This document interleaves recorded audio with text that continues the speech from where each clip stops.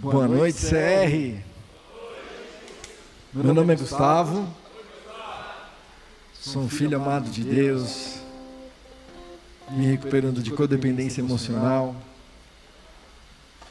Descobri várias coisas aí nesses últimos meses: depressão, ansiedade. Mas Deus tem cuidado de nós, tem cuidado de mim, amém? Você pode ficar em pé antes da gente cantar a primeira música? O pessoal está se achegando. Se quem puder vir um pouquinho aqui mais para o meio para a gente olhar para vocês. Dá um abraço bem forte quem está do seu lado. Diga a ele que ele é bem-vindo, que ela é bem-vinda.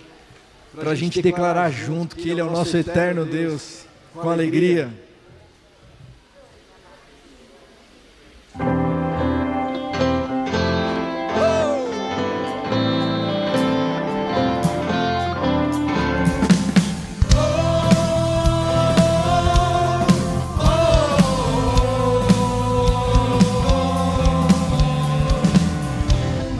Forças irão se renovar se esperarmos no Senhor, confiarmos no Senhor. Nossas forças irão se renovar se esperarmos no Senhor, confiarmos no Senhor. Ó Deus, Tu és a força que traz a esperança.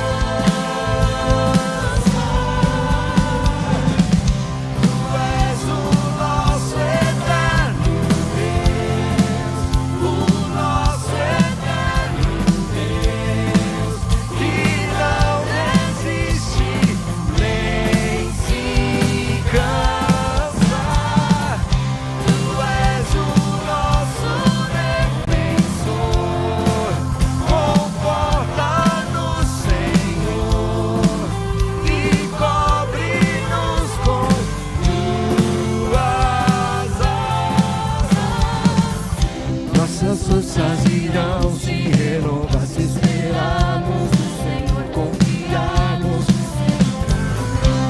Nossas forças irão se renovar se esperarmos no Senhor, confiarmos. Ó Deus, Tu és a força que traz a esperança.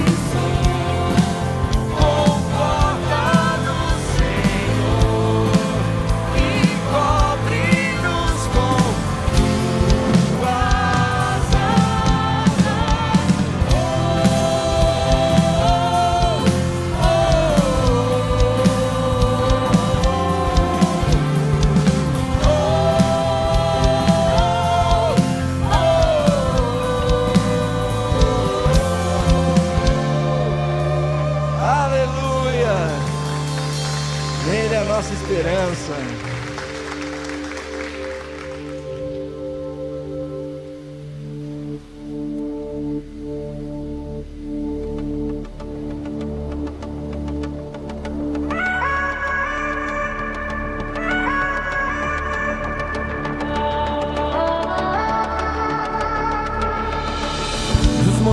escorre para o mar, teu rio de amor. Eu abrirei meu coração, deixando a tua cura entrar. Me alegro por te benzer, levantarei as minhas mãos. O teu amor me alcança e me faz louvar-te. Cantarei teu amor pra sempre. Cantarei teu amor pra sempre. Cantarei teu amor pra sempre. Cantarei teu amor pra sempre. Com palmas.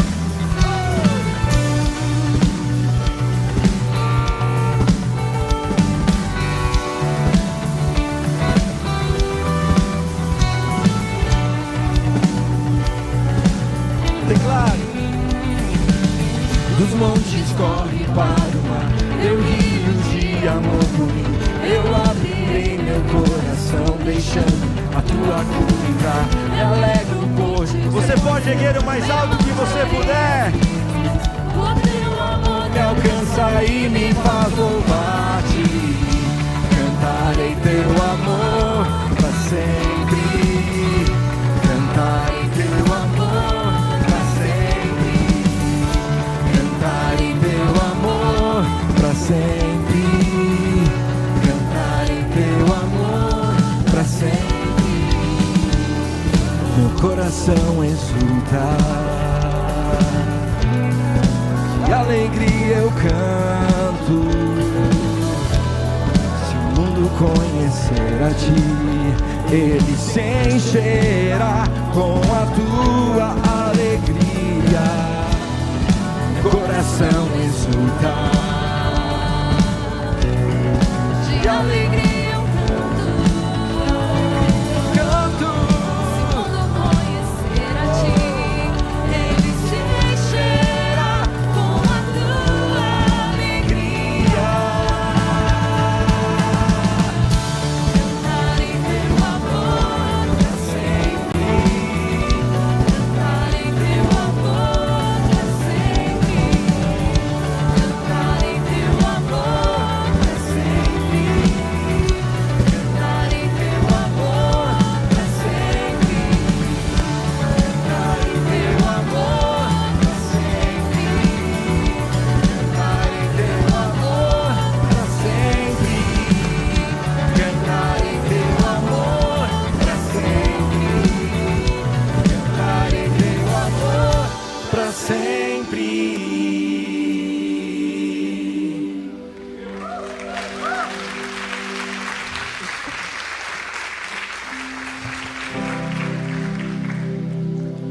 Com a melodia, ele me encontrou, me cercou com uma canção que me libertou dos meus inimigos, dos meus medos, me salvou. Eu não sou mais escravo do medo, eu sou filho de Deus. Eu não sou mais escravo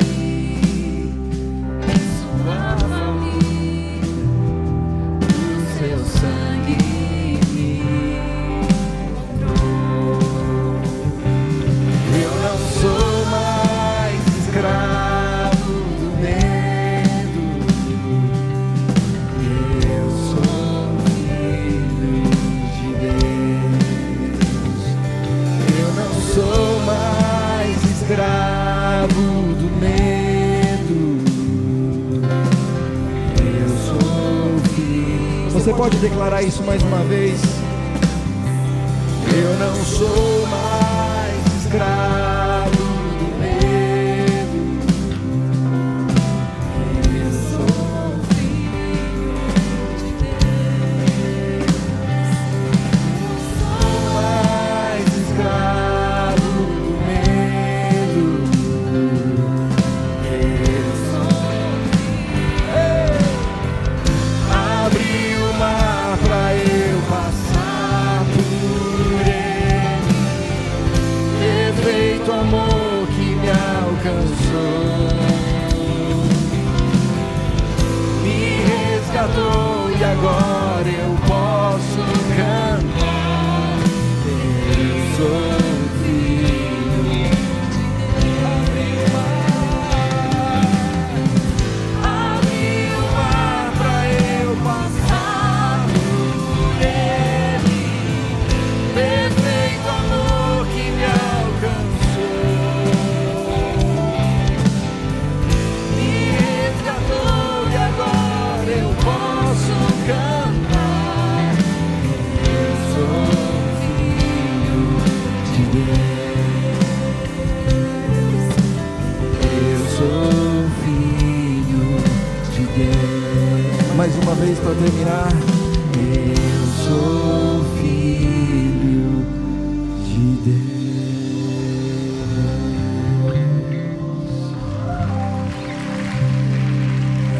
Abre o mar pra eu passar por ele. Perfeito amor.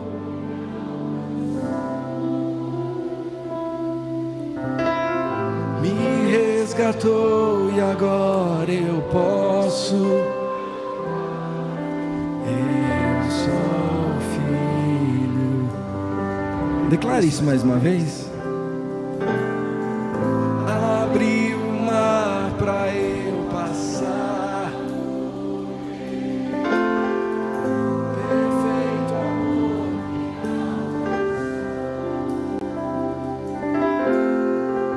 Me resgatou e agora eu posso. Eu sou filho.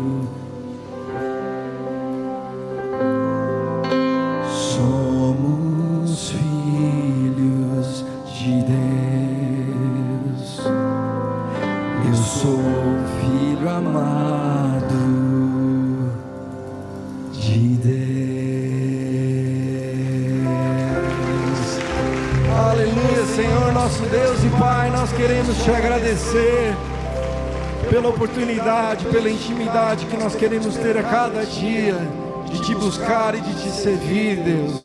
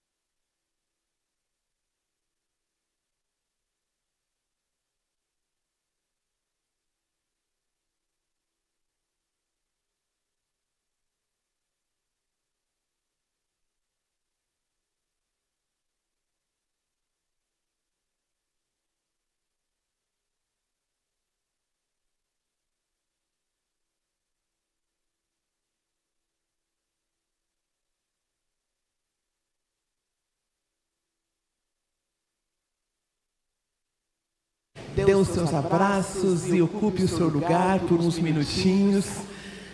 Sejam todos muito bem-vindos. Eu tenho o privilégio de dar boa noite para cada um de vocês. Eu acabo de chegar do Congresso do Celebrando Internacional. Eu estava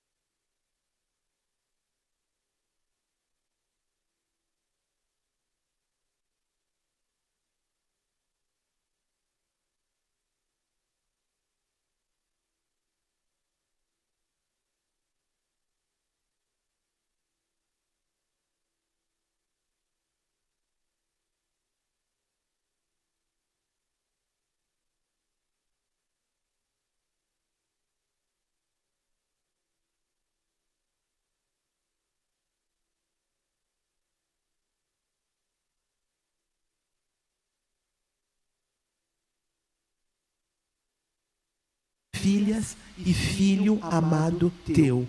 Muito obrigada, Senhor, por essa identidade que já está aperfeiçoada desde pequenininhos. Obrigada por cada voluntário, pelas mães, pelos pais e obrigada por esse programa tão abençoador. Em nome de Jesus, amém. Amém.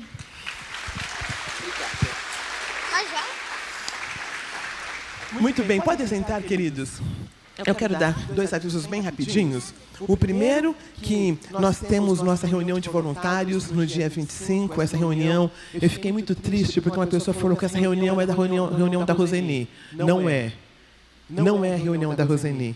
É uma reunião que fala da importância de estarmos juntos, que fala da importância de comungarmos juntos, nós líderes. Então, se você é líder, se você é um facilitador, por gentileza, participe conosco. Nós vamos ter também, na próxima semana, dia 2 de agosto, nós vamos ter a lição Falando a Verdade, que é a lição Confessar. E eu vou ter o privilégio de ministrar essa lição. Não se esqueça da nossa lojinha, que patrocina os nossos lanchinhos. Você é muito bem-vindo, está pela primeira vez, depois do nosso encontro, vai lá, toma um chazinho, come um lanchinho e nos abençoe, se você puder. E nós temos um tempo de oração todas as quartas-feiras, às 19h30, tá bom? Queridos, nós temos esse assunto tão importante. E eu queria chamar a Heloísa primeiro para vir aqui. Ela é uma querida que fez grupos de passos conosco e ela carinhosamente mandou alguns WhatsApps falando de alguns assuntos. Eu não conseguia ler e um dia eu consegui ler. E eu entendi a importância do que ela tinha para falar. Então, a Heloísa vai apresentar os nossos palestrantes. Se você pudesse falar até como você veio para aqui, fique à vontade, por favor. Boa noite, meu nome é Heloísa. Eu sou uma filha amada de Deus, me recuperando de traumas e feridas emocionais. Eu estou aqui no CR desde o ano passado, tinha interesse em me tornar voluntária, de servir no CR, porque eu já tinha recebido tanta graça de estar aqui presente na IBAB. E acabei descobrindo que eu precisaria passar pelo grupo de passos, o que foi um presente de Deus, na verdade, na minha vida, porque foi um ano maravilhoso, onde eu descobri muita coisa sobre mim mesma, onde eu pude abrir várias portinhas, pude resolver várias questões pessoais e pude me reconectar com Deus. Então, eu sou super grata de poder estar aqui. Quando a Roseni me falou, a gente teve essa conversa, finalmente, ela me deu o desafio, vamos fazer uma quarta-feira super. Eu fiquei pensando, caramba, quem que eu vou trazer, quem que eu vou convidar para fazer essa fala, né? Porque eu não queria fazer isso pessoalmente, eu queria trazer realmente pessoas com muita especialidade. Apesar de eu estar trabalhando nesse tema profissionalmente desde 2017, eu sei que tem pessoas que estão muito mais bem preparadas do que eu para falar sobre isso. Então, eu queria trazer o melhor para esse momento aqui. E, enfim, pedi a Deus para me guiar e eu consegui, acho que, trazer 2 pessoas que são muito especiais. Uma que eu já conheço há bastante tempo, outra que eu conheci recentemente, mas que parece que também eu conheço há muito tempo. E eu vou apresentá-las para vocês. Então, eu queria convidar a Eva Dengler e o Rivaldo. Eu vou pedir para eles já se posicionarem aqui nos assentos. Eu vou falar um pouquinho sobre eles, tá? A Eva Cristina Dengler é bacharel em Comunicação Social, com especialização em Relações Públicas. Atua como superintendente de programas e relações empresariais da Child Brasil. A gente atua junto desde 2017, então a gente tem esse privilégio de trabalhar junto. Há 18 anos, ela está à frente do desenvolvimento de programas e projetos intersetoriais de promoção dos direitos da criança e do adolescente, com foco na prevenção e no enfrentamento da violência sexual, incidindo tanto em políticas públicas como privadas. Eva representa a Child Brasil na Coalizão Brasileira pelo fim da violência contra crianças e adolescentes, que é o movimento da sociedade civil brasileira em apoio ao Global Partnership on Violence Against Children. Então, essa é a Eva que está aqui. Daqui a pouco. Deixa eu apresentar o Rivaldo aí, ele vai abrir seu microfone. O Rivaldo Lima é psicólogo e psicanalista, coordenador de atendimento do Centro de Referência a Vítimas de Violência, o CNRVV, do Instituto Sede Sapiente, gerente do Serviço de Proteção Social a Crianças e Adolescentes Vítimas de Violência, aqui na Lapa, membro da Comissão Municipal de Enfrentamento à Violência, Abuso e Exploração Sexual de Crianças e Adolescentes da cidade de São Paulo, integrante do projeto T-Ser, com S, que oferece atendimento psicoterápico a autores de violência sexual, psicólogo clínico em consultório particular. Eu não sei, assim, para mim, esses dois vão trazer tudo o que a gente precisa para saber. O tempo é curto, mas eu acho que a gente vai ter um momento bem especial com os dois aqui. E eu espero que vocês fiquem bem à vontade para também fazer perguntas e aproveitar a presença dos dois aqui. Um bom painel aqui para a gente. Obrigada, Heloísa. Boa noite, pessoal. Eu sou a Eva. Eu também sou uma filha amada de Deus. Bom, essa noite é uma noite muito especial para mim. Ela faz parte de uma trajetória grande na minha vida com Deus. E é uma honra estar aqui hoje. Agradeço a Rosenir o convite. Agradeço a Jesus por ter usado a Heloísa para abrir essa porta para mim. E antes do Rivaldo e eu começarmos a conversar sobre esse tema, que é cuidar das nossas crianças, pensando aí nos riscos que existem para a violência sexual, eu queria me apresentar rapidamente para vocês, e não dá para contar toda a minha trajetória hoje, tanto pessoal quanto profissional, mas eu queria deixar alguns pontos que eu acho que são muito importantes, para dizer por que eu acredito que tenho condições de estar aqui hoje com vocês para falar. Eu sou casada com o Júlio, eu tenho 2 filhos, o Júlio está aqui comigo, meu marido, ele está sempre me acompanhando e apoiando nessa minha jornada de proteção a crianças contra a violência sexual. E, além de estarmos aqui e fazer esse trabalho, eu sou pastora, a gente lidera também um grupo pequeno chamado Filhos do Rei. E a causa da violência sexual entrou na minha vida logo depois que eu tive um grande encontro com Deus. E faz 20 anos isso. E tudo começou num dia em que uma pessoa me entregou uma revista com uma matéria sobre esse assunto. E eu nunca tinha ouvido falar disso. E dali para frente, eu fui guiada de uma maneira muito contundente, eu tenho certeza que foi Deus na minha vida, porque eu mudei toda a minha área pessoal e profissional para estar hoje aqui, 20 anos, tratando desse assunto. Então, quem tem experiências vivas com Deus sabe o que eu estou querendo dizer. Tem horas que Deus entra na nossa vida e Ele muda tudo, mas é literalmente tudo. Foi o que aconteceu comigo. E eu acho que não posso estar mais feliz do que realizar esse passo que Deus colocou na minha vida, que é falar sobre esse tema em espaços diversos, né? Além do meu trabalho, além de eu ser remunerada para fazer isso, eu faço isso voluntariamente também em diferentes igrejas, escolas, espaços comunitários. Então, eu queria agradecer muito essa oportunidade. Como a Heloísa falou, eu trabalho na Childhood Brasil, que é uma ONG fundada pela rainha Silvia da Suécia, uma mulher extraordinária, que há 24 anos atrás decidiu também, na vida dela, como rainha, que a causa da violência sexual contra crianças e adolescentes seria a causa da vida dela. Então, ela é a nossa inspiração aqui, né, no mundo, para que a gente esteja aqui hoje. Rivaldo, fala um pouquinho de você também. Boa noite, pessoal. Me chamo Rivaldo. Eu quero, primeiramente, agradecer o convite de estar aqui.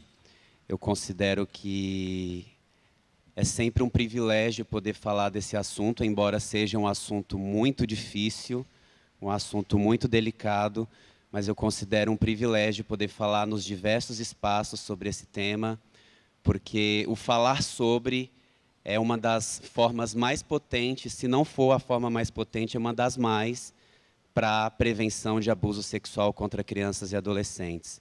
Então, quero agradecer o convite da Heloísa, e é um privilégio estar aqui. Eu trabalho no atendimento direto às pessoas envolvidas na questão do abuso sexual. Então, meu trabalho envolve o atendimento da vítima, dos familiares, e dentre esses familiares, pessoas que estão na figura de proteção dessa criança, e também os autores dos abusos. Então, um pouco do nosso bate-papo que a gente vai trazer aqui para vocês hoje, as minhas falas, elas vão ser... Eu vou tentar falar sempre trazendo um pouco dessas diversas facetas, de acordo com a minha experiência nesse atendimento de pessoas envolvidas na trama do abuso sexual. Então, muito obrigado e é uma honra estar aqui com vocês. Bom, Rivaldo, vamos começar. Eu acho que o primeiro ponto, né, quando a gente traz a questão da violência sexual contra crianças e adolescentes, eu acho que é um assunto que é tão distante da possibilidade da gente acreditar que ele existe, que a gente fica se perguntando se isso de fato é verdade. Eu lembro que quando eu li isso a primeira vez, eu tive essa sensação. Falei, não é possível. Eu devo estar lendo algo errado aqui. Isso não acontece, né? E como é que a gente sabe hoje no Brasil que esse problema de fato existe, né? É um problema muito maior, na verdade, do que a gente pode imaginar. Então, queria falar para vocês rapidamente sobre alguns dados desse problema. Hoje, no Brasil, nós temos, a cada hora, nessa hora que nós vamos estar aqui conversando com vocês, 5 crianças e adolescentes que são vítimas de violência sexual. 5, gente, por hora.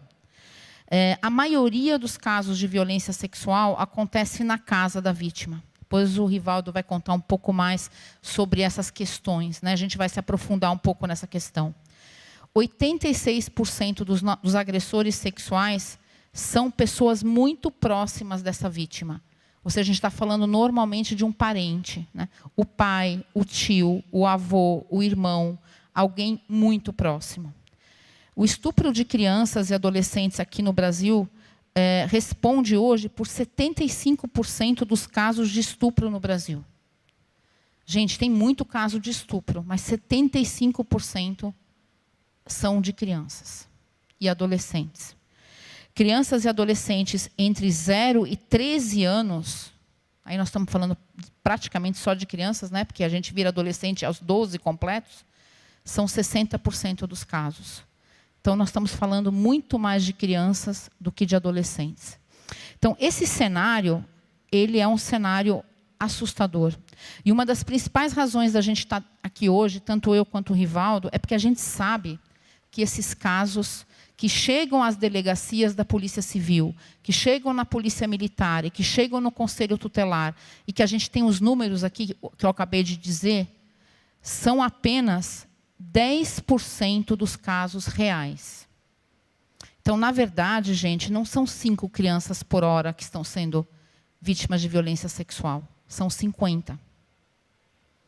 Só que os outras 45, ninguém denuncia, ninguém fala, ninguém traz a público. E aí? Então, eu queria trazer essa informação inicial assim. O que a gente sabe sobre o problema, que são 10% dos casos, já nos assusta. É mais do que urgente que nós todos, como sociedade, olhemos para esse tema de forma mais aberta. E aí eu queria que o Rivaldo, em cima desse dado da subnotificação, a gente chama isso tecnicamente de subnotificação, que ele trouxesse um pouco mais a fundo o que isso significa. Sim. Esses números, por si só, eles já são muito assustadores, né, Eva? Se a gente não soubesse que eles representam apenas 10%, eles já seriam assustadores. E quando a gente sabe que os registros de abuso sexual eles representam apenas essa porcentagem, isso se torna mais assustador ainda. E aí isso nos leva a pensar por que de tantas subnotificações, por que apenas 10% dos casos de violência sexual eles são notificados, eles são denunciados. E aí, para a gente poder pensar em alguns motivos, em algumas possíveis causas dessas subnotificações, acho que primeiro a gente precisa entender o conceito de abuso sexual, o conceito de violência sexual contra crianças e adolescentes. Porque eu acredito que muitas dessas subnotificações têm a ver com uma compreensão errada do que é violência sexual contra crianças e adolescentes. De modo geral, a sociedade entende que A gente só pode chamar de violência sexual quando acontece a penetração, quando tem a conjunção carnal e quando é forçado. Quando não envolve essas duas dinâmicas, a sociedade tende a desconsiderar e achar que não aconteceu nada, não tem problema. No entanto, esse é um grande erro, porque a definição de violência sexual é todo ato ou jogo que visa estimular sexualmente, seja estimular a criança, a vítima, seja estimular a pessoa que está fazendo essa prática ou estimular um terceiro. Então, qualquer ato, seja acariciar, conversas eróticas, exibição de partes das genitálias, tanto da criança quanto do autor da agressão, exibição de cenas por meio eletrônico, tudo isso é considerado violência sexual. Então, quando não tem a penetração, infelizmente a sociedade tende a achar que não aconteceu a violência. E o outro mito, que tem a ver com achar que só é violência quando acontece de maneira forçada, também é um grande erro. Porque as estatísticas mostram, e a experiência mostra, que a maior parte dos abusos sexuais não é por coação, não é pelo uso da força, é por sedução. Então, esse autor da agressão, ele ganha a confiança da criança. Geralmente, como foi trazido pela Eva nas estatísticas, é alguém próximo. É alguém da família. É alguém que a criança já confia. É alguém que a criança já tem convívio, que a criança sabe quem é, que a criança tem, inclusive, afeto. Então, muitas vezes, a maioria das vezes, esse abuso acontece por meio da sedução. Então, esse adulto traz presentes para a criança, a trata como uma criança única e especial, e nisso vai jogando com a criança e, em troca, vai pedindo para que essa criança guarde tudo isso em segredo. E essa é uma das principais características do abuso sexual, o silêncio, o segredo. E uma outra possível causa dessas subnotificações é que, como a maior parte dos abusos é intrafamiliar, quando isso, de algum modo, vem à tona, infelizmente, a tendência é isso não ser levado adiante. É a família abafar aquilo e não registrar a denúncia, não notificar. E aí, por isso, talvez, esse grande número de subnotificações.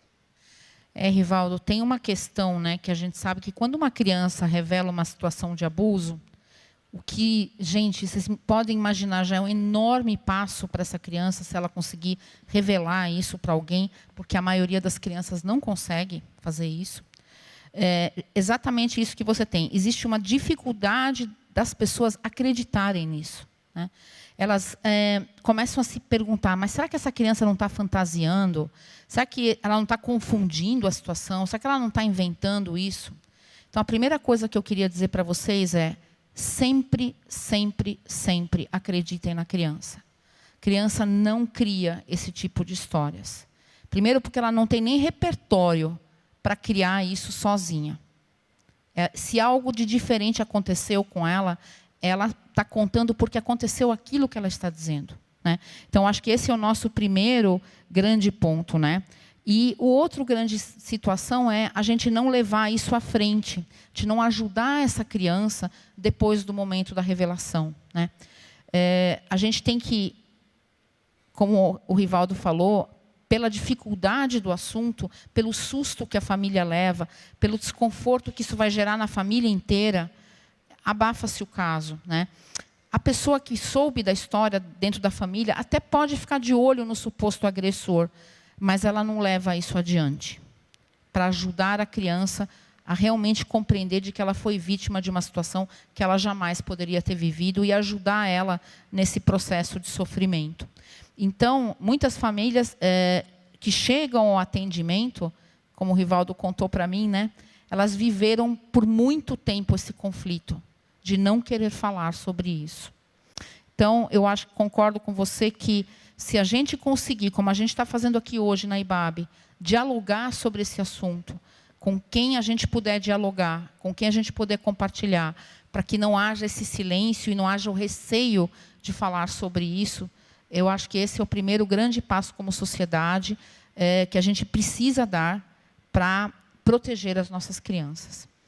E aí, Rivaldo, eu queria te perguntar um pouco sobre uma terceira questão que vem muito forte, né? Todo mundo sabe que nós temos no Brasil o Estatuto da Criança e do Adolescente, a lei que determina de que a criança é um papel deve ser protegida pelo Estado, pela família, né? E pela sociedade em geral. Isso está na nossa legislação. Aqui no ambiente de igreja, a gente ainda tem mais princípios de família que a palavra de Deus nos traz, mas o que todos nós temos que saber é que nós temos o dever de proteger crianças e adolescentes. E quando a gente ouve uma história de abuso sexual, ela nos alerta que o papel da família é fundamental. Então, a gente sabe que o papel da família é o que vai ser o principal aí. E o abuso sexual, ela é uma violência do qual o domínio do adulto sobre a criança é o que gera o fator de sucesso. Quanto mais esse adulto conseguir dominar essa criança, seduzir essa criança, como você falou, maior será o sucesso dele, maior será o tempo de segredo dele, né? E ele vai conseguir, por muitos anos, eventualmente, que isso jamais seja revelado, né? E a criança, por ser criança, ela nem consegue perceber que ela está sendo vítima. Ela vai passar muito tempo sem perceber que algo está errado, né? Quando a gente quer pensar um pouco melhor nisso, eu queria trazer para vocês, aí, com a experiência do Rivaldo, queria trazer essa pergunta, Rivaldo. Quais são os sinais que a gente pode trazer aqui, pela sua experiência, que precisam estar no radar das pessoas, que convivem com crianças, para perceber que a criança está sendo vítima de violência sexual em especial, mas de todas as violências. Porque a criança também pode estar sendo vítima de muitas outras violências que a gente também tem que estar cuidando. Muito bom, Eva. Acho que é importante ter consciência que a maior parte dos sinais eles são comportamentais, em vez de sinais físicos. Os sinais físicos eles são mais fáceis de serem identificados quando a criança apresenta algum tipo de machucado, algum tipo de lesão, sangramento. Esses sinais são muito fáceis de serem identificados. Agora, os sinais comportamentais é que é o desafio. Então, uma das principais características que a criança que possivelmente esteja sendo vítima de abuso, ela apresenta, é a mudança abrupta no comportamento. A criança, ela tinha um jeito de ser, ela era de uma determinada forma, e, de repente, ela começa a apresentar um comportamento diferente daquele que ela sempre se mostrou. Então, ela começa a apresentar uma intensa tristeza, ou uma intensa agressividade, uma intensa agitação, alteração no sono, coisas que não eram próprias daquela criança. Que tem crianças que são mais agitadas, outras menos, mas se você notar que a criança tem uma mudança abrupta de comportamento, é um sinal que você precisa ficar atento, porque pode estar acontecendo alguma coisa com essa criança. Um outro sinal que a gente vê muito na prática, e nos atendimentos eu lido diretamente com isso, é uma sexualidade muito aflorada ou, o contrário, uma sexualidade inibida. A maior parte dos casos, pelo que eu observo, apresentam o primeiro item, que é uma sexualidade aflorada. Um exemplo, eu uma vez atendi uma criança, o primeiro atendimento dela era uma menina de 7 anos. É um exemplo extremo, mas para poder representar um pouco de como é isso. Essa menina de 7 anos chegou para o primeiro atendimento, e a gente tem a sala, né, de atendimento, tem as poltronas, um sofá e tudo mais, tem um material lúdico. Eu pedi para ela fazer um desenho livre, e sem nenhum tipo de estímulo, só falei, faz um desenho aqui, qualquer coisa que você quiser desenhar para a gente começar a conversar, se conhecer. E ela fez um pênis ejaculando, um pênis muito bem desenhado, ejaculando. E durante o atendimento, essa criança ela olhava para mim com um olhar de muita provocação, de sedução, e olhava para o sofá e ficava olhando para mim e dizia, e aí, a gente não vai fazer nada? E aí eu fui conhecendo a história dessa criança. Essa criança ela tinha já passado por diversos abusos, por diversas pessoas. Então, muitas das crianças que a gente atende, elas têm essa sexualidade aflorada, e isso é muito julgado pela sociedade e até muitas vezes pela família. de achar que a criança é safada, que é a criança que provoca. Porque quando ela começa a manifestar essa sexualidade aflorada, ela começa, inclusive, a ficar mais vulnerável a novos abusos. Ela começa a não ter mais noção de privacidade do corpo dela, do corpo do outro, começa a se comportar de maneira invasiva. O que ela faz, na verdade, é apenas reproduzir o que aconteceu ou está acontecendo com ela. Então, é importante ficar atento. Se essa criança começa a manifestar conhecimentos que não condizem com a idade ou curiosidades sexuais muito específicas, de algum modo ela foi exposta a situações de cenas sexuais ou qualquer coisa nesse sentido. E também o contrário, crianças que ficam com uma sexualidade muito inibida, elas ficam com muita vergonha do próprio corpo, elas não conseguem escutar sobre o tema, até em espaços seguros, como na escola, ou quando está falando-se de educação sexual mesmo, a criança ela tem uma fuga daquele tema, ela não consegue lidar de maneira natural, então é importante ficar atento. Outro sinal que é importante prestar atenção é a questão do rendimento escolar. É muito comum, se a criança está passando por alguma questão que a faz sofrer, ela vai ter uma alteração no rendimento escolar. Então, ficar atento nisso. Medo de ficar sozinha, ou o contrário, desejo muito forte de ficar isolada, de não querer ter contato com ninguém. Às vezes, medo de ficar perto de uma determinada pessoa, que muitas vezes pode ser até a pessoa que a violenta. Comportamento infantilizado e regredido, ela começa a ter comportamentos que são comportamentos de outra etapa da vida dela. Então, ela fica muito manhosa, pedindo colo, então tem esse comportamento regredido. Outro sintoma é enurese ou encoprese, que é fazer xixi na cama ou na roupa, ou fazer cocô na cama ou na roupa. Também baixa autoestima é um dos sinais, porque comecem a tentar imaginar uma criança que sofre abuso por alguém que ela confia, por alguém que ela gosta, a confusão que acontece na cabeça dela, o quanto que talvez ela comece a se sentir um lixo de pessoa por estarem usando o corpo dela, o quanto que ela começa a ter uma confusão enorme na cabeça dela, e isso pode fazer com que ela vá cada vez se fechando mais e tendo uma baixa autoestima muito intensa. Então, esses são alguns dos sinais que aparecem. É sempre importante lembrar que se a criança está apresentando esses sinais, não significa necessariamente que ela está sendo vítima de abuso. Mas alguma coisa está acontecendo com ela. Seja abuso ou não, é importante ficar atento e olhar para essa criança com um pouco mais de atenção. Então, gente, quando a gente ouve, né, que tem sinais tão claros que a gente pode observar, a gente sabe que a gente, como adulto, tem esse papel de estar observando e conhecendo cada vez melhor cada criança que convive no nosso meio. E aí é muito importante a gente lembrar que não é só o nosso filho ou a nossa filha. A gente tem que lembrar que muitas vezes a gente tem contato com crianças, ou por outros graus de parentesco, ou porque a gente trabalha em ambientes que tem crianças, ou porque a gente está circulando por ambientes que tem crianças, e a gente conhece essas crianças, mesmo não sendo nossos filhos, a gente tem que estar atento.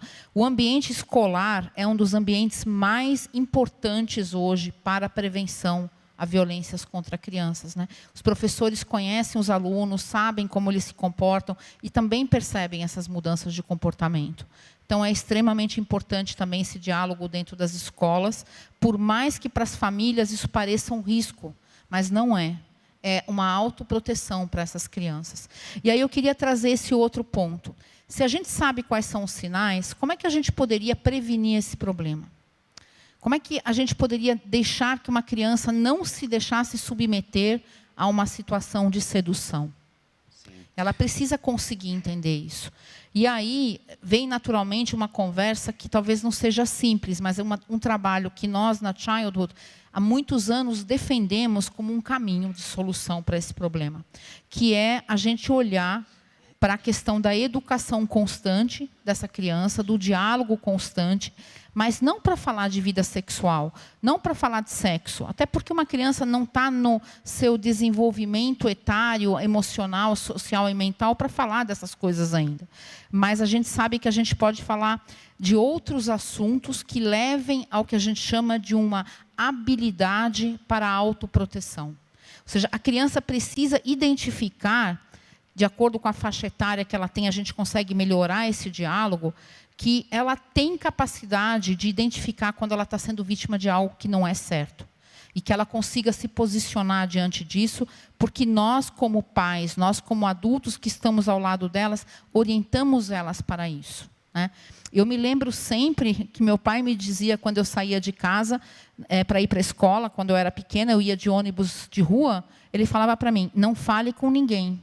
Não aceite nada de um estranho. Não pare quando alguém te perguntar alguma coisa. Então, essa orientação que eu recebi, ela valeu para a minha vida toda. E eu talvez não entendesse, ele não me explicou todas as situações de violência, do que podia acontecer comigo. Mas ele me orientou sobre aquilo que eu não deveria aceitar. Então, eu acho que esse é o grande ponto. A gente pode orientar, e é isso que a gente precisa fazer. Então, com a sua experiência aí de atendimento, né, o que você recomenda que a gente pode fazer no dia a dia com as crianças no sentido da autoproteção? Acho que o falar sobre é sempre a forma mais potente para poder prevenir essa criança, para que coisas não aconteçam com ela, ela não tem ideia do que é aquilo. Então, poder, como você falou, ter esse canal de comunicação em casa, conversando sobre sexualidade também, ensinando para a criança quais são as partes íntimas do corpo dela, quais partes ela não pode deixar as pessoas tocarem, que qualquer coisa que acontecer com ela, ela pode contar para a pessoa de confiança, ela pode falar o que está acontecendo. O que eu percebo muitas vezes, Eva, é que o tema sexualidade é um tabu. Exatamente. É um tabu e as crianças, as famílias não... Quando a criança fala qualquer coisa referente a sexo, geralmente os pais, os cuidadores já... Não é para falar disso, não. E aí, às vezes, a criança ela precisa ser esclarecida numa linguagem adequada, de acordo com a fase de desenvolvimento dela, mas não tratar o tema da sexualidade como um tabu é um caminho. É um caminho. Não proibir, né? Não proibir falar sobre esse assunto. Acho que é muito pelo contrário. A gente tem que ter um diálogo aberto sobre um assunto, porque se ela não ouvir de você, ela vai ouvir em outro lugar e ela vai procurar em outro lugar. E hoje essa informação está cada vez mais fácil da criança buscar em vários lugares e da forma errada. Então, acho que tem que sair de nós mesmo isso. Sim. E para facilitar o diálogo com a criança, na internet se consegue encontrar facilmente materiais que ajudam os pais a conversarem com as crianças. Se você coloca no YouTube, ensinar a criança a se proteger do abuso sexual, vai aparecer diversos vídeos ensinando as partes íntimas do corpo, numa linguagem apropriada. Então, são atividades facilitadoras para poder conversar com essa criança. Existem muitos livros também, né? A gente pode depois divulgar esses livros. A Child tem uma série chamada Crescer Sem Violência, que são vários vídeos pequenininhos falando sobre as partes do corpo e para as várias faixas etárias. Nós estamos falando de 3 anos para frente, já dá para usar, até, naturalmente, a adolescência, são outras abordagens, mas a gente também pode tratar desse assunto. Então, de modo geral, né, a ideia é a gente transmitir que a criança tenha a mentalidade de entender o que dela é público, o que é privado, e que ela possa cuidar do corpo dela, e que ela respeite e ame o seu corpo. Então, eu acho que isso é uma coisa extremamente importante, né? E aí a gente vem para um outro aspecto. Quando a gente começa a falar sobre essa educação, de dialogar sobre isso, tem um ponto importante que a gente vem discutindo aqui muito no mundo em geral, que é justamente para construir talvez um mundo menos machista, né, que tem tanta do uso do homem, o poder do homem sobre a mulher. Eu acho que esse é um desafio muito grande. É a gente trazer desde pequeno um diálogo em que meninos e meninas tenham tratamentos muito iguais. Isso é extremamente importante, né? É a famosa frase que se ouve aqui hoje em dia, a igualdade de gênero, né? Não colocar os meninos sempre numa situação de que eles não podem demonstrar seus sentimentos, de que eles não podem dizer o que sentem, que eles não podem chorar, porque isso torna eles homens com muitas questões reprimidas, que depois, em algum momento, vão sair. Fiquei muito feliz quando a Roseni falou aqui que nesse lugar as crianças podem falar, né, o que estão sentindo, como chegam todos os dias. Pode falar da sua emoção, tanto a menina quanto o menino. Cada um pode dizer como está se sentindo. Gente, isso é fundamental. Então, eu queria até te pedir um pouco, Rivaldo, a dizer um pouco, falar um pouco mais sobre essa questão, né, da conversa sobre o desenvolvimento das crianças nos dois momentos. Eu acho que isso é bem importante. Sim. Como você disse, né, na sociedade, na cultura, transmite-se essa ideia de que menino tem que ser o machão, de que não pode expressar emoções. E ainda tem muito aquilo, né, de que o menino ele tem livre acesso ao corpo das meninas, que o homem ele pode acessar de maneira livre o corpo das mulheres. Então, de o corpo feminino ser tratado como objeto. E eu quero trazer um ponto em relação a isso, do que eu vejo muito. Muitas vezes, quando vai se falar sobre prevenção de violência sexual, quando vai falar desse tema, muitas vezes foca bastante nas meninas, porque as estatísticas mostram que a maior parte das vítimas são do sexo feminino. Mas eu vejo que isso também são subnotificações. Muitas vezes o menino ele se sente mais reprimido ainda a revelar aquilo que lhe aconteceu. Se o menino diz, o tio fulano de tal fez eu passar a mão no pênis dele, qualquer coisa assim, já vem coisas na cabeça do menino, de tipo, vão falar que eu sou bichinha e não sei o quê e tudo mais.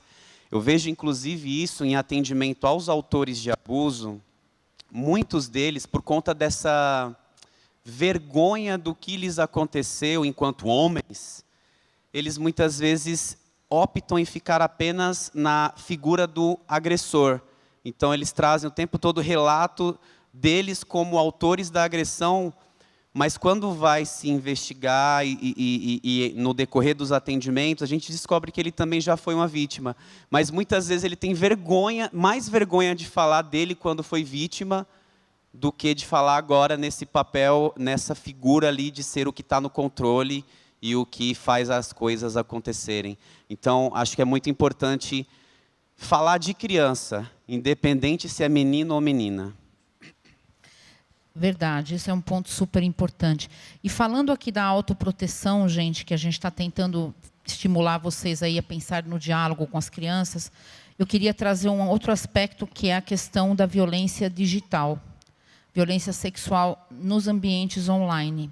A gente não vai conseguir se aprofundar nesse ponto hoje, porque o nosso tempo já está quase acabando, mas tem um tema que a gente vai ter que aprofundar muito, que é o uso dos dispositivos digitais por crianças e o risco que elas estão correndo ao usar esses dispositivos sem o devido conhecimento.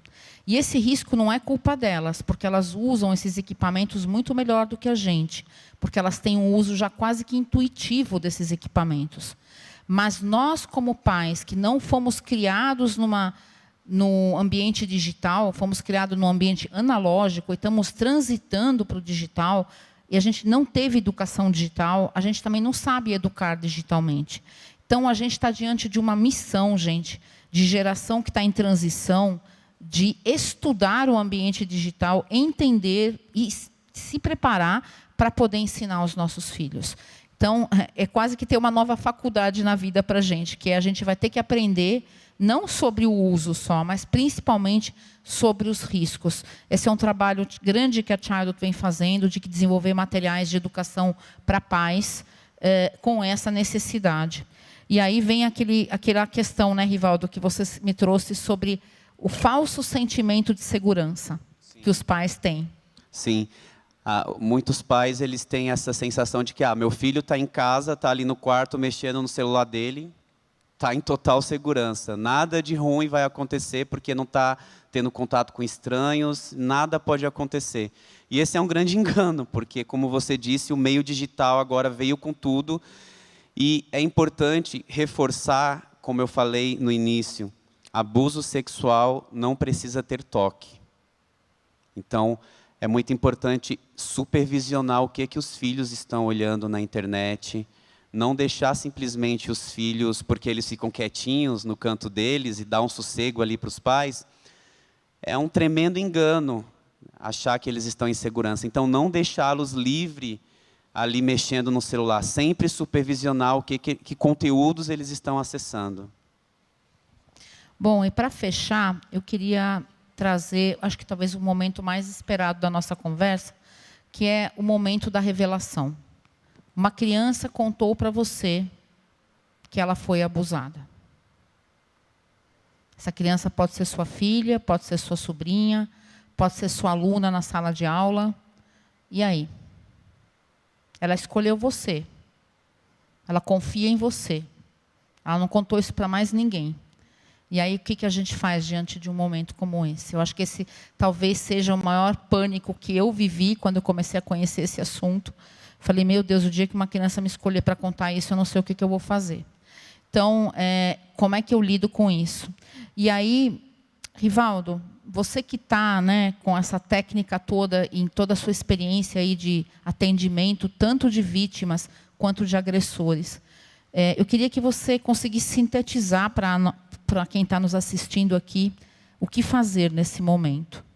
Sim, estou de olho ali no relógio, porque nos orientaram bastante sobre o tempo. Vamos lá. Acho que, como você disse, Eva, primeiro, acho que é importante ter empatia, né, com as pessoas que essa criança revela que está sofrendo um abuso. Você é a pessoa que a criança elegeu, é a pessoa que a criança está depositando a confiança para poder abrir aquela situação. E, como a maior parte dos casos tem a ver com abuso intrafamiliar, isso se torna muito mais delicado. Então, não há uma fórmula de como agir, mas eu acho que a gente pode ter alguns princípios em mente de como recepcionar essa revelação. Então, o princípio fundamental é o do acolhimento. É a criança poder sair da conversa com você com uma sensação de que, nossa, eu recebi um colo, teve um aconchego. Se eu tiver mais coisa para falar, eu vou me sentir à vontade para falar com essa pessoa, porque eu me senti bem falando com ela. E esse acolhimento envolve alguns aspectos. O primeiro, como você já falou, né, é acreditar na criança. É não ficar fazendo perguntas do tipo, você tem certeza que foi isso? Será que você não está confundindo?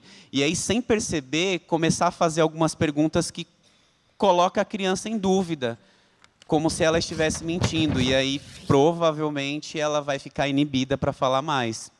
Então, acreditar na criança, não julgar, tomar cuidado para não ficar focando muito no comportamento da criança com perguntas do tipo, mas o que você fez? O que você deixou de fazer?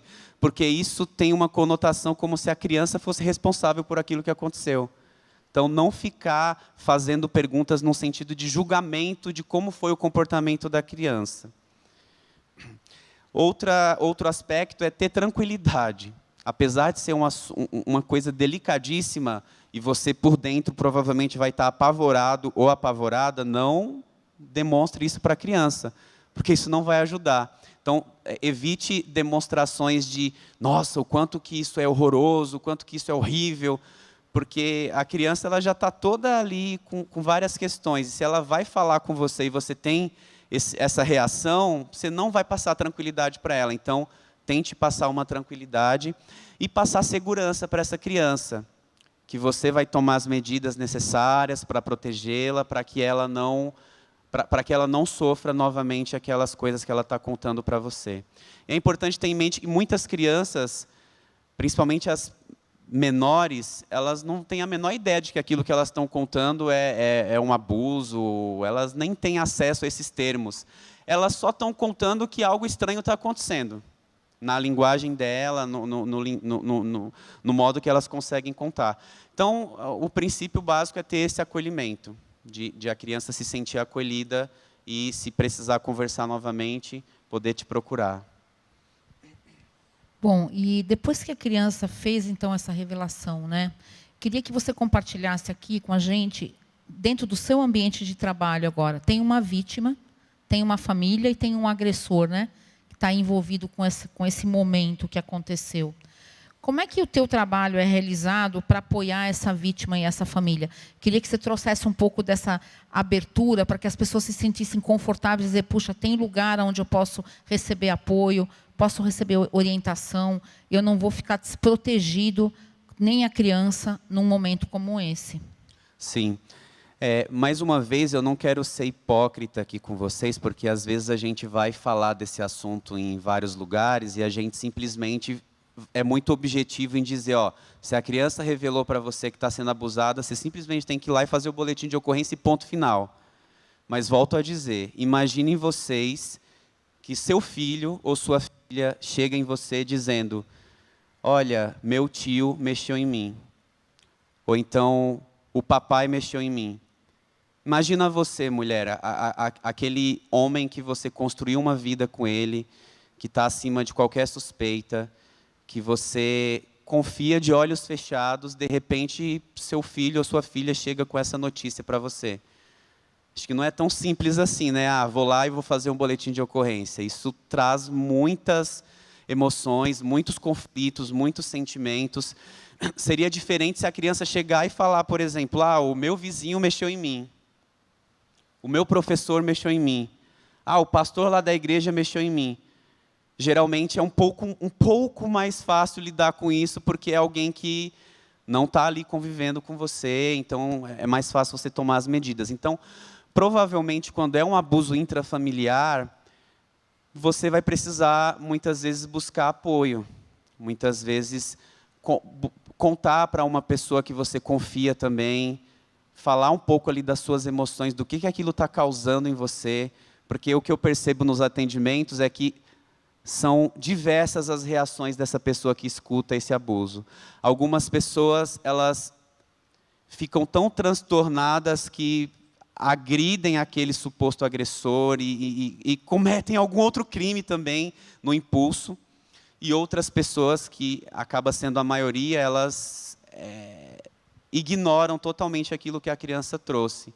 Elas simplesmente, como você disse, abafam o caso e só que seguem com aquilo dentro delas. Então, é importante você também buscar apoio, muitas vezes um apoio profissional.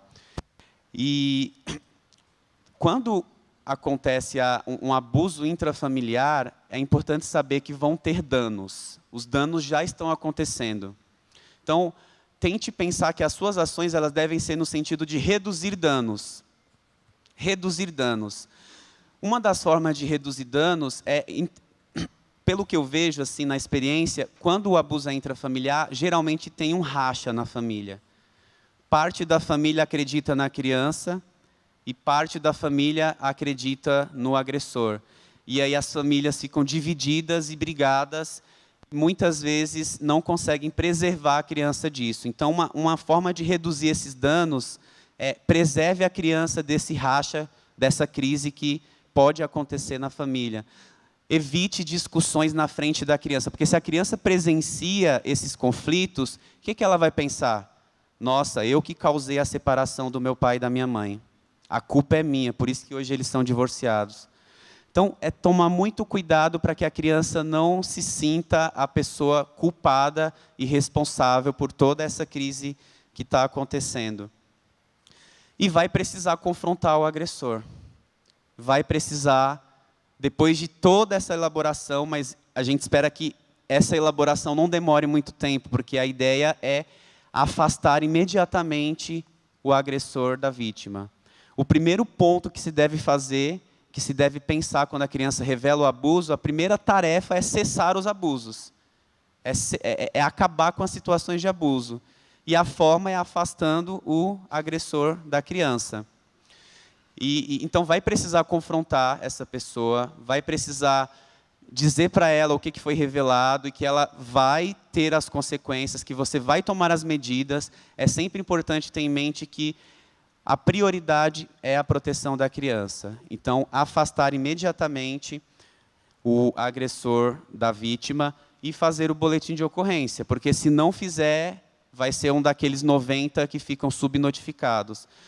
Eu sei que a tendência é ficar numa postura de, nossa, mas será que aconteceu? E entrar num papel de investigador.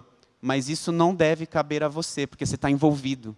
Isso deve caber à polícia, ao sistema de justiça. Então, fazer o boletim de ocorrência, quando for ter essa conversa com o agressor, inclusive incentivá-lo a buscar ajuda também. E aí que entra o meu trabalho, né? Buscar atendimento psicossocial.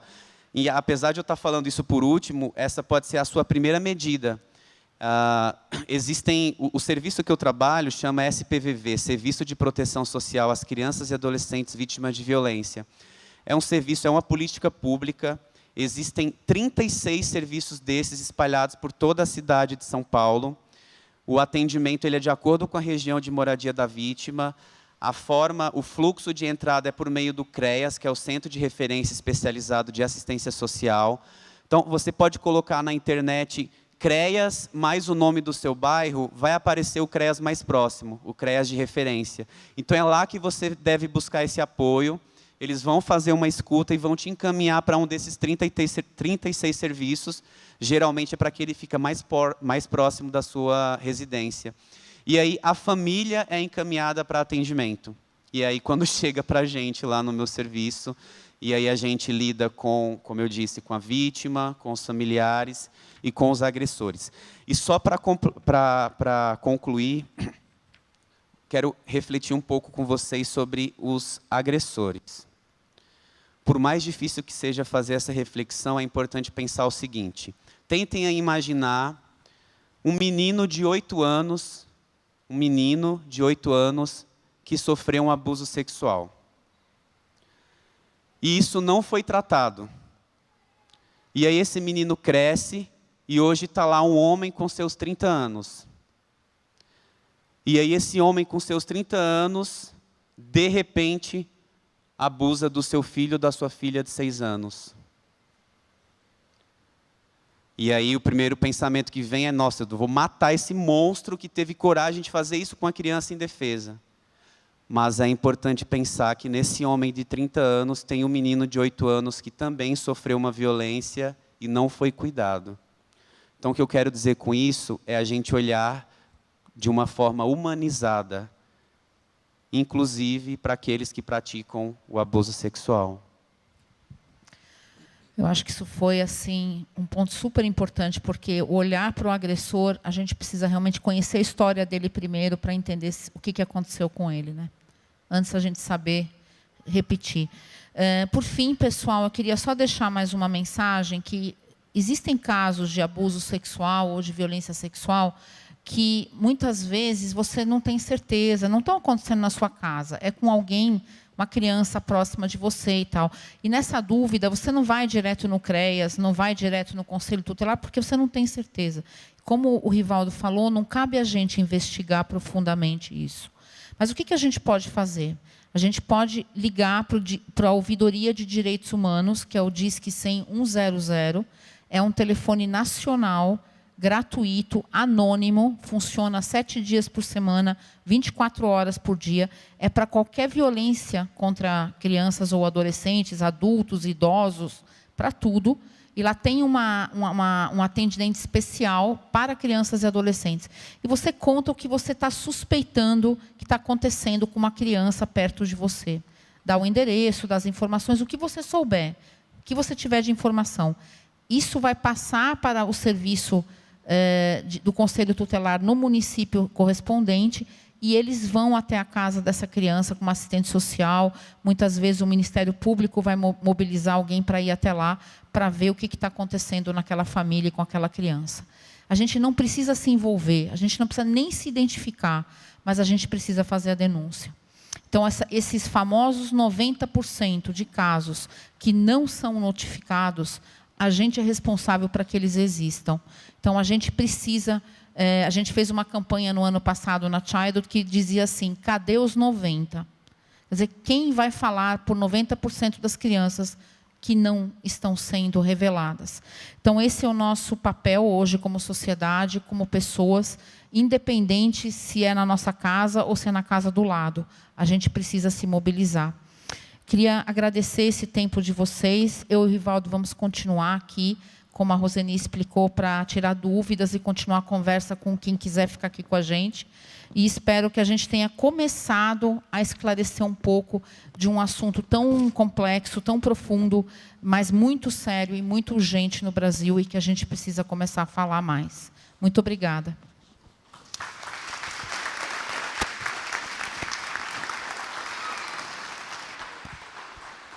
Vou ficar um pouquinho aqui atrás deles.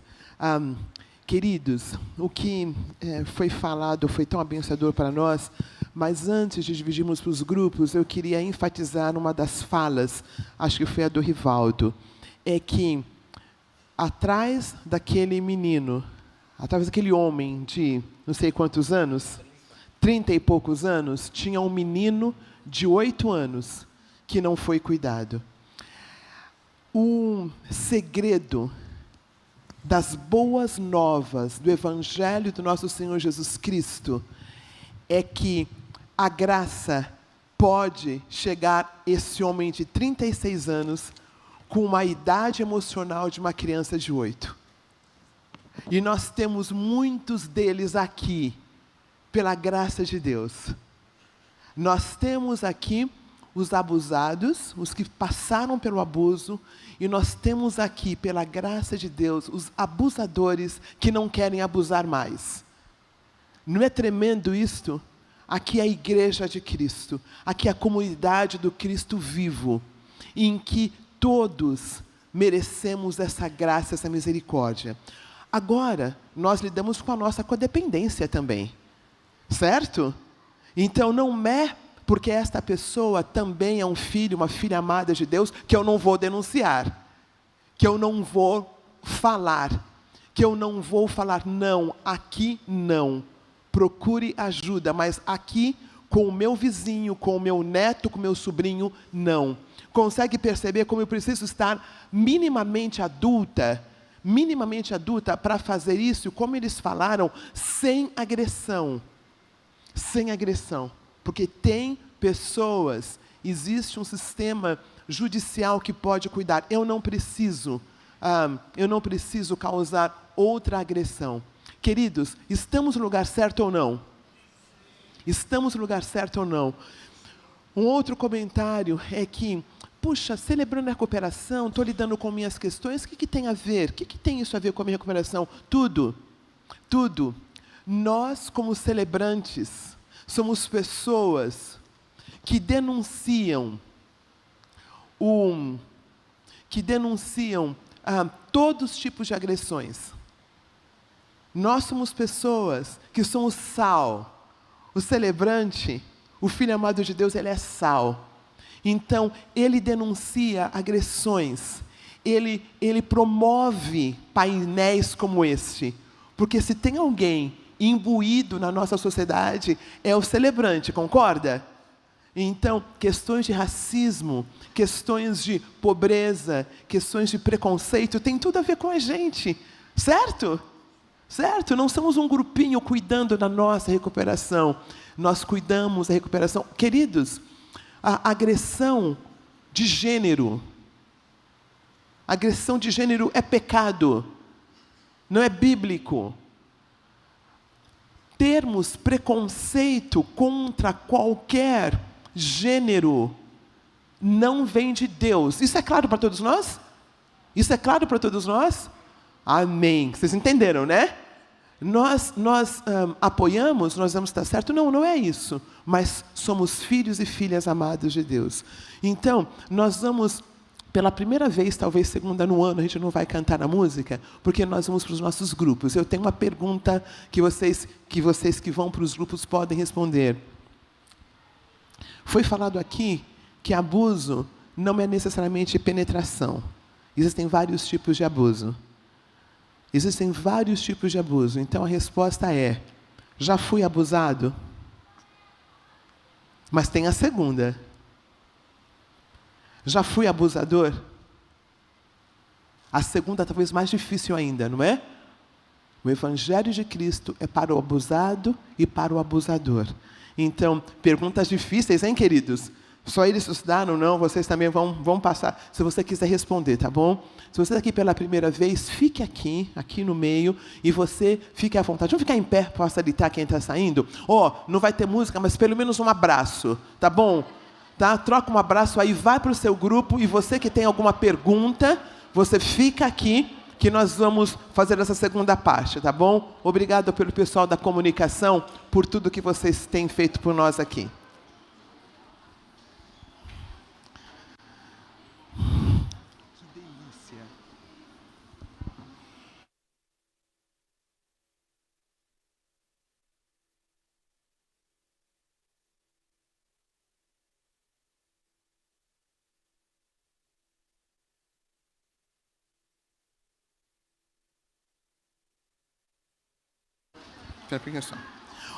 O pessoal que está indo para os seus grupos, então, vai para o seu grupo, e o pessoal da primeira vez vem aqui, Não fica do lado não, facilita. O pessoal da conexão vai ser aqui. O grupo de passos inteirinho veio aqui, olha que bênção. Grupos de passo online. Então, você que não vai para o grupo, fica aqui no meio para facilitar. E a gente vai fazer mais íntimo. Vamos descer, vocês dois? Fica mais fácil. Aqui, no pessoal da pergunta... Não, fica só mais perto um pouquinho, porque o pessoal vai fazer pergunta ali. Acho que é melhor. Então, fica um pouquinho mais perto. Então, pessoal que está ficando, vem para cá. E pessoal para o grupo, Deus abençoe. Enquanto estamos às 10h30 para o nosso lanchinho, tá? Pessoal da primeira vez, fica aqui. Pessoal que não vai sair, por gentileza.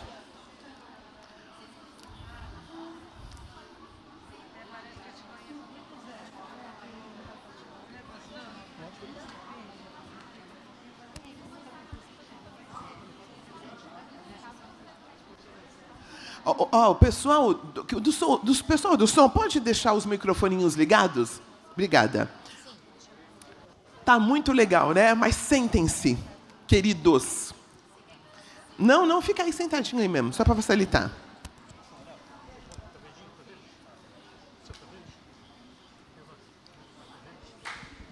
Pessoal do louvor, muito obrigada, viu? Deus abençoe. Obrigada.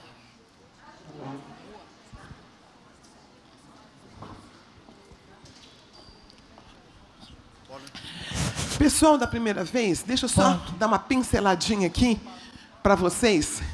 Senta só um pouquinho, meu irmão queridão. Senta só um pouquinho. Não. Queridos, fica aqui no meio, só para facilitar o nosso tempinho. Não, pode ficar aí mesmo, tá bom. Vocês, só o pessoal do ladinho aqui. Kira, chega aqui, meu irmão. Olha, o Celebrando Recuperação é para todas as pessoas que querem lidar com mau hálito também, tá? Quer lidar com um mau hábito, que quer lidar com algum trauma de infância, que quer lidar com alguma compulsão. Então, Celebrando é para todo mundo. E também deixamos claro que o Celebrando é para o que